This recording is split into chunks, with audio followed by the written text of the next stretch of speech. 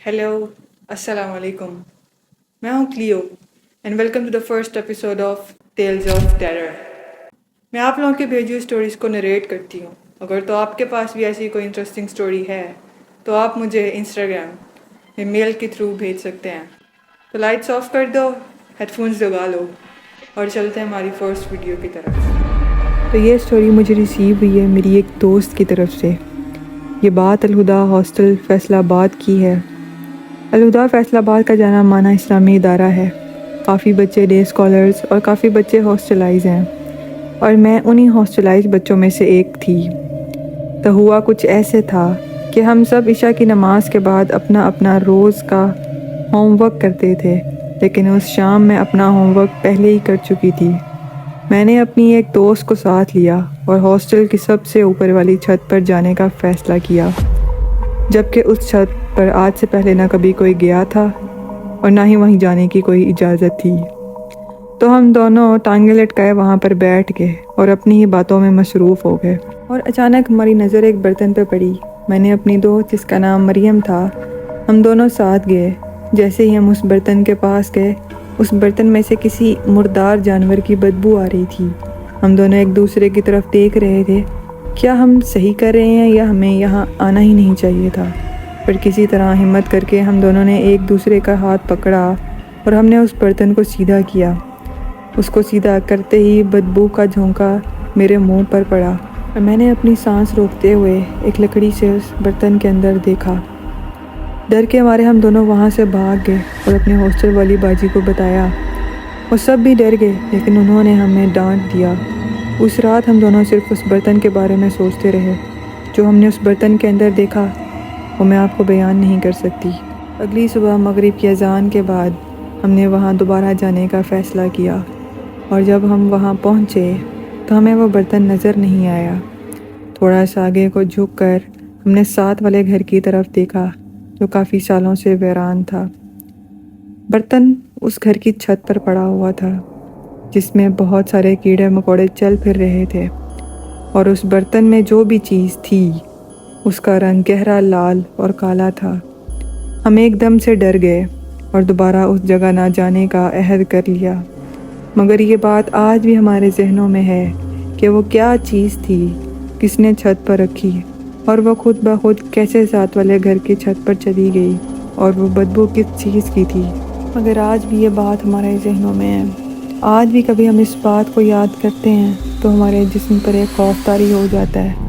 वही खौफ जो उस बर्तन को पहली बार देखने पर आया था। अल्लाहु आलम वो बर्तन वहाँ पर कैसे पहुँचा, उस बर्तन के अंदर किस चीज़ की बदबू थी, और वह खुद ब खुद दूसरे घर की छत पर कैसे चला गया। और आप लोग मुझे कमेंट्स में बताएं कि आप लोगों ने कभी कोई ऐसी चीज़ देखी है या आप लोगों के साथ ऐसा कुछ हुआ है। वैसे अगर ये मेरे साथ कोई ऐसा इवेंट हुआ होता है तो यार मैं तो वहाँ पे कभी भी ना जाती। आप लोगों का हौसला है भाई, आप लोग वहाँ पर 2 दफ़ा गए। ये कहानी मुझे मेरी एक दोस्त के थ्रू फैसलाबाद से रिसीव हुई है। मेरा नाम आमना है। मेरे अब्बू का 2 साल पहले इंतकाल हो गया था।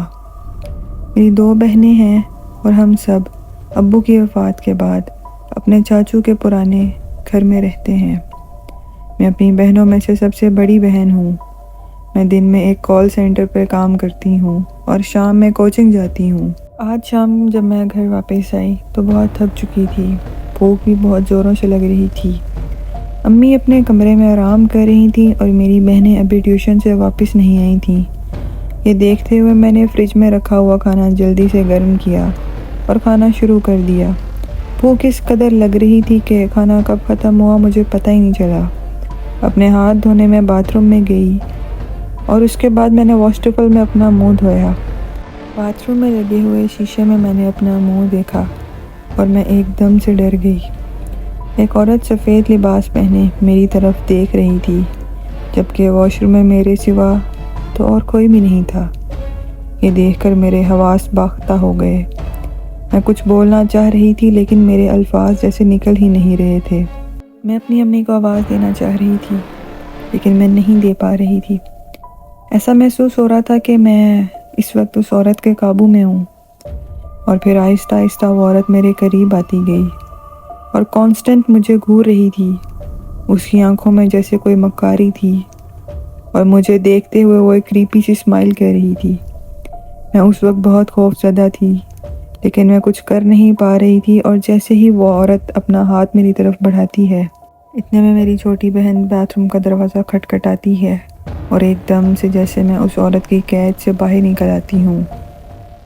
مجھے ایسا محسوس ہو رہا تھا جیسے میری بہن نے میری جان بچا لی ہے۔ اس رات میں اس عورت کے بارے میں سوچتی رہی اور ان سب چیزوں کے بارے میں جو میں نے وٹنس کی تھیں۔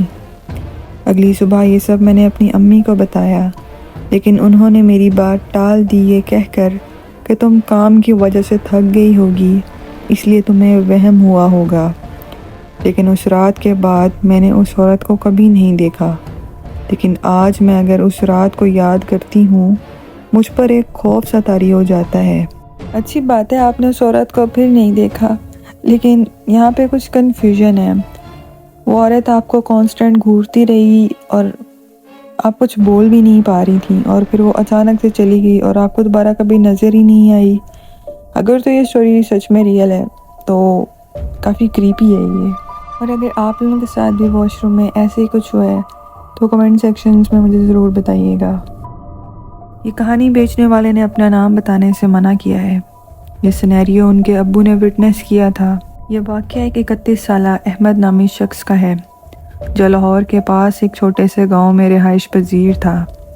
حال ہی میں پاگل خانے سے رہا ہو کر اپنے گھر واپس آیا تھا۔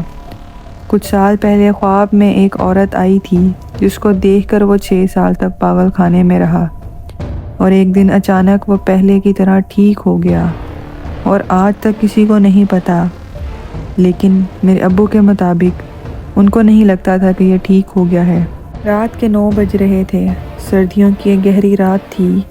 احمد اپنے گھر میں سو رہا تھا اور وہ ایک دم سے اٹھ کر بیٹھ گیا اور کچھ منہ میں ہی بڑبڑانے لگا اور اچانک گلا پھاڑ پھاڑ کر چیخنے لگا۔ دیکھتے ہی دیکھتے محلے کے آس پاس کے لوگ اکٹھے ہو گئے۔ گھر کا دروازہ اندر کی جانب سے بند تھا۔ لوگ زبردستی دروازہ توڑ کر اندر آ گئے، اور جو انہوں نے دیکھا وہ ناقابل بیان ہے۔ احمد کی آنکھوں سے خون بہہ رہا تھا اور اس کے ہاتھ غیر معمولی طور پر مڑے ہوئے تھے۔ وہ اپنے ہی جسم کا ماंس یعنی اپنی سکن کو کھا رہا تھا۔ یہ دیکھ کر محلے کے لوگوں نے اس کو پکڑا، لیکن وہ کسی کے قابو میں ہی نہیں آ رہا تھا۔ اسی دوران اس نے ایک آدمی کو بھی کاٹ لیا جو اس کو پکڑے ہوئے تھا۔ یہ دیکھ کر اس کو فوراً گھر کے دروازے کے ساتھ رسی سے باندھ دیا۔ آس پاس کے سب بچے اور عورتیں ڈری ہوئی تھیں، کیونکہ وہ حال ہی میں پاگل خانے سے رہا ہو کر آیا تھا اور اب اچانک اس کو کیا ہو گیا۔ اسی دوران ایک بوڑھا آدمی وہاں سے گزرا جس کی عمر کچھ 70-80 سال کے درمیان میں تھی یا کچھ زیادہ ہوگی۔ یہ بوڑھا شخص احمد کے پاس گیا اور دیکھتے ہی سمجھ گیا کہ یہ کوئی بیماری نہیں ہے، نہ ہی یہ کوئی مرگی کا دورہ ہے، اس پر کسی برے جنات کا اثر ہے۔ یہ سنتے ہی گاؤں والوں نے فوراً مسجد کے مولوی صاحب کو بلا لیا۔ جب مولوی صاحب نے اس کی حالت دیکھی، مولوی صاحب بھی گھبرا گئے اور فوراً سے بسم اللہ پڑھ کر قرآن کی آیات پڑھنا شروع کر دیں۔ جیسے ہی انہوں نے پڑھائی شروع کی، احمد بے قابو ہونے لگا۔ مولوی صاحب نے اپنی پڑھائی جاری رکھی اور دیکھتے ہی دیکھتے احمد کا پورا جسم مزید بری طرح سے مڑنے لگا۔ جو بھی چیز احمد کے جسم میں تھی وہ احمد سے کیا چاہتی تھی یہ کوئی نہیں جانتا۔ اسی دوران مولوی صاحب نے سب بچوں اور عورتوں کو کمروں میں جانے کا کہا، کیونکہ احمد کی حالت بہت نازک تھی۔ اس کے منہ سے عجیب سی چیز نکل رہی تھی جس میں سے گندی بدبو آ رہی تھی۔ اس سب میں احمد ہنس بھی رہا تھا اور اس کی ہنسی بہت منافقانہ تھی۔ وہ مولوی صاحب کا دھیان بھٹکانا چاہتا تھا اور کسی طرح سے وہاں سے بھاگنا چاہتا تھا۔ عموماً جنات بہت شاطر ہوتے ہیں۔ مولوی صاحب اپنی پڑھائی کو جاری رکھتے ہوئے احمد کے قریب جاتے ہیں۔ پھر کسی کو نہیں معلوم تھا مولوی صاحب کا قریب جانا ان کی جان بھی لے سکتا ہے۔ احمد کے اندر جو بھی چیز تھی وہ اپنی رسی توڑ چکی تھی۔ جیسے ہی مولوی صاحب اس کے قریب گئے، احمد نے مولوی صاحب کو گلے سے پکڑا کہ دروازے پہ مارا اور تب تک مارتا رہا کہ جب تک مولوی صاحب کی زبان بند نہیں ہوئی۔ جیسے ہی مولوی صاحب زمین پر گرے، احمد گھر کی چھت پر گیا۔ نہ جانے کیوں وہ چھت پر گیا اور دیکھتے ہی دیکھتے اس نے چھت سے چھلانگ لگا دی۔ پورے گاؤں میں ایک سناٹا چھا گیا، جیسے یہاں کبھی کوئی انسان بسا ہی نہیں تھا۔ کچھ دیر تک جب لوگوں نے کوئی آواز نہیں سنی تو ان کا خوف مزید بڑھ گیا اور فکر بھی۔ کچھ لوگ گھر سے باہر آئے، یہ دیکھنے شاید مولوی صاحب نے سب قابو میں کر لیا ہے۔ جب سب لوگ احمد کے گھر پہنچے، وہ منظر دیکھ کر سب ایک خوف کی لہر میں ڈوب گئے۔ مولوی صاحب جو کہ گھر کے دروازے کے باہر خون میں لت پت بری طرح دم توڑ چکے ہیں، اور گلی میں احمد کی لاش جس میں سے غلیظ قسم کی بدبو آ رہی ہے۔ کسی کو کچھ سمجھ نہیں آ رہا یہاں کیا ہوا ہے۔